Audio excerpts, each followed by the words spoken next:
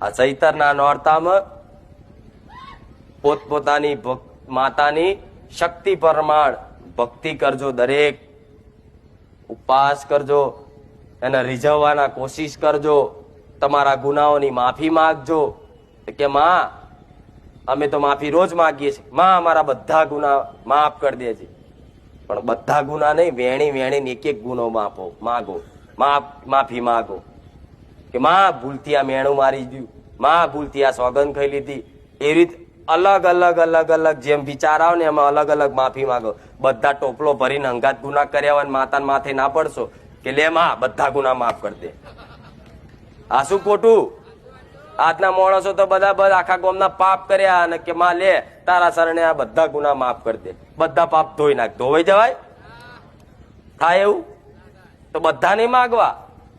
માં અમને સમજ છે ને એટલું અમે તને માફી માગીશ, બીજું જોણે અજોણેમાં ભૂલ ચૂક થઈ હોય ને તો માફ કરજે. પણ આ નોરતામાં તારા ઉપવાસ કરીશું, તારા ઉપવાસ કરી અને આખા વર્ષ જે તે ગુના થયા છે અમારા વડવાઓના માં માફ કરજે. સ્પેશિયલ એના નોમથી ઉપવાસ કરીશું, અમારે બીજું કશું જોતું? બીજું બધું તો જોતું જ હોય પણ એ સાઈડમાં રાખવાનું.